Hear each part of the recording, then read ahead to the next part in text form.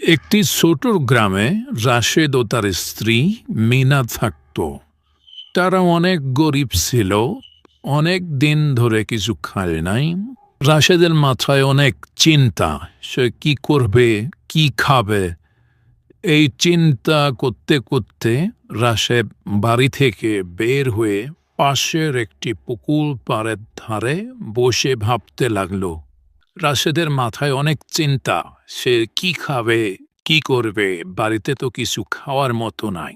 ঠিক তখনই পুকুর পাড় থেকে একজন বৃদ্ধ লোক বের হয়ে আসে আর রাশেদের উদ্দেশ্যে বলতে থাকে, আমি জানি তোর অনেক কষ্ট, তোর বাড়িতে খাওয়ার মতো কিছুই নাই।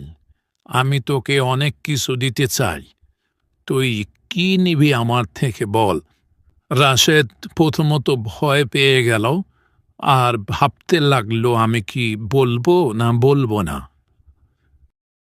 বৃদ্ধ লোকটি আবারও বলে, বল তোর কি চাই, যা চাইবি তাই তোকে দিব। কোনো চাওয়ার থাকলে কোনো কিছু তাড়াতাড়ি বল, আমি তোকে সব দিয়ে দিব। রাশেদ অনেক চিন্তার পরে বলল, আমি জানি না তুমি আমার ইচ্ছা পূরণ করবা কিনা, তবে আমি অনেক গরিব, আমার ঘরে খাওয়ার মতো কিছুই নাই। তুমি যদি আমাক 2টা গরু দাও, তাহলে আমি সেগুলো লালন পালন করে বাঁচতে পারব।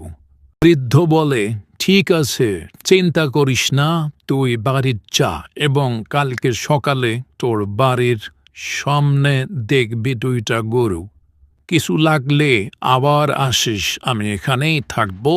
তোর যত চাওয়া পাওয়া আছে সেগুলো আমি পূর্ণ করতে চাই। রাশেদ বাড়িতে গেল আর স্ত্রী মিনাকে সব খুলে বলল।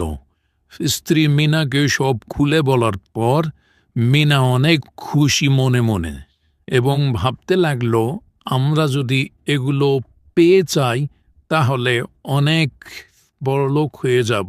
পরের দিন সকালে রাশেদ আর মিনা বাড়ির সামনে দেখে 2টা গরু তাদের বাড়ির সামনে এসে দাঁড়িয়ে আছে এবং তারা অনেক খুশি হলো গরু 2টা দেখে।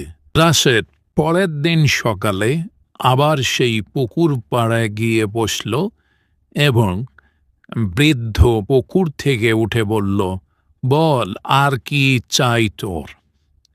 রাশেদ বলল, তোমার সব কথাই তো সত্য, আমার 2টা গরু আমার বাড়ির সামনে এসে দাঁড়িয়ে আছে। তুমি আমার শেষ ইচ্ছাটুকু পূরণ করো, তুমি আমাক একটি হাতি এবং একটি হরিণ দাও। বৃদ্ধ বলে, ঠিক আছে, যা বাড়ি যা, সকালে তোর বাড়ির সামনে একটি হরিণ এবং একটি হাতি চলে আসবে। সেই কথা শুনে রাশেদ বাড়িতে চলে যায়। পরের দিন সকালে রাশেদ আর মিনা আবার দেখে হাতি আর হরিণ তাদের বাড়ির সামনে এসে দাঁড়িয়ে আছে। তারা দেখে অনেক খুশি আর এই রকম করতে করতে তারা অনেক বড়লোক হয়ে যায়।